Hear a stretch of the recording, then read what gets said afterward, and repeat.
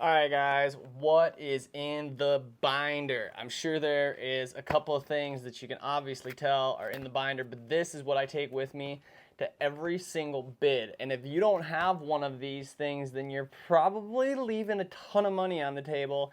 And I'm going to share with you what's in here so that way you can know exactly what to take with you to your next tree bids. Let's jump into it.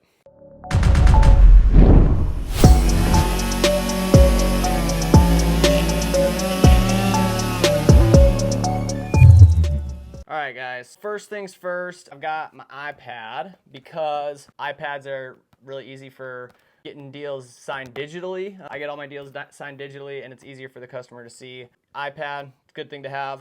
Second thing that I've got right off the bat, my ANSI Standards. I carry this with me, great way to communicate value with the customer. Most of you guys, I bet, probably have never seen one of these, and I can guarantee you that your customer's never seen one. This is the American standard for safety, and this is the tree arboriculture edition here. So it's got all of the safety standards in it, and just showing the customer that there are standards and that you follow them goes a long way to help you distinguish yourself from the competition. So I carry one of those. You should too. Now, third thing is paper contracts. So paper contracts I always carry as a backup. I'm in the woods, I might not have service, my iPad might die, my phone might die, any number of things could happen, technology happens, and so I always want to have a backup plan. So this never fails. I've got a pen's ready to go. I've actually got a backup pen, and I've got a backup contract. Now, on the back of the contracts, I've got all the industry standard terms and conditions.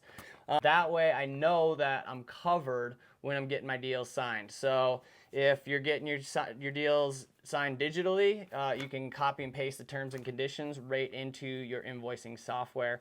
Works super slick. Now, next thing that I've got here is what I call a rollout sheet, okay? So this basically just has my qualifications, my production highlights, and established partners. You can also put addresses if you'd like, or neighborhoods and final values that customers have paid.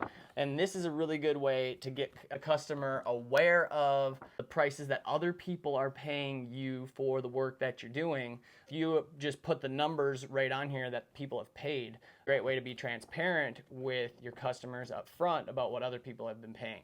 Same thing on the back, it's just got the terms and conditions, so that way I can hand this to the customer. Something physical, something tangible that we can hold on to, helps me build value with the customer. So I got two of those, they're both laminated.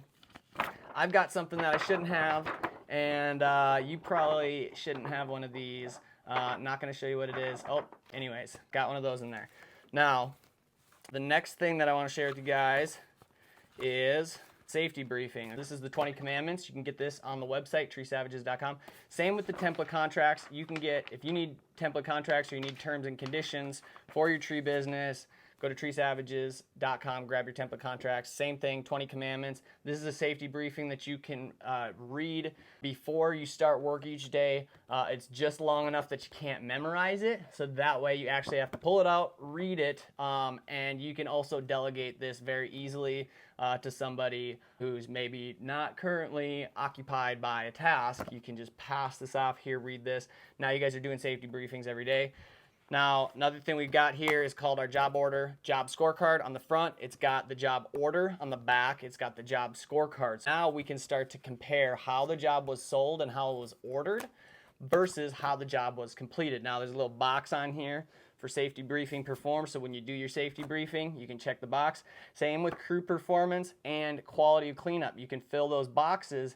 So if you're getting 5-star performance, 5-star cleanup, you can be rating how you're performing the job, so you can compare it to how the job was ordered. Now we can start to verify that how we're bidding on our work is actually profitable. Job order, job scorecards, these are in my binder as well. If you want some of these, grab a Sell More Tree Work Handbook. I'll throw 3 of these in there, and if you like them, you can order more. We'll get them sent to you directly. There will be a link inside the Sell More Handbook when you get it. But the Sell More Handbook I also carry as well, because sometimes I just want to refresh myself before I run the bid.